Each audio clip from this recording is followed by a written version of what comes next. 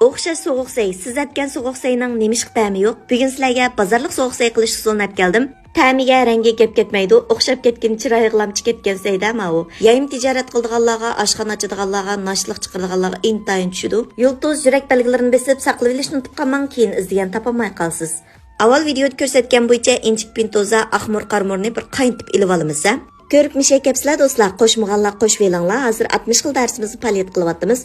Cho'ng taqsiliq qo'rma, har xil taom, pishiriq, ichimlik, murabba, bozorlik sovuq say darsimizni 10 qo'y bilan o'rganalaysiz. Dars tizimlatmoqchi bo'lsangiz, Undidar Nazi 7733 ekran tutgan nomer shu. Ahmur qarmurni videoda ko'rsatgan bo'yicha sovuq suvdan bir o'tkazib o'tamiz.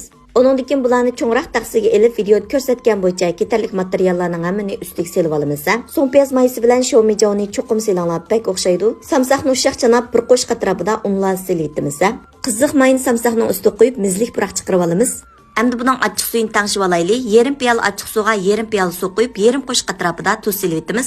Ondan keyin cho'ng ustamning sovuq say tetqisidan bir bo'loq selitimiz.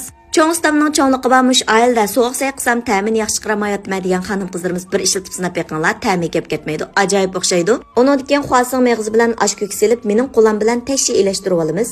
Ammo ma sovuq sayning ta'mini tetiblam qoldingizmi, sirtdan sovuq say yemaslan bo'lsiz. Mushunda sovuq say chiqarishni o'rganib olib, do'kon ichib qolsangiz, menga rahmat etishni unutib qolmang. Kelarki sonda ko'rishaylik. Xayr xo'sh.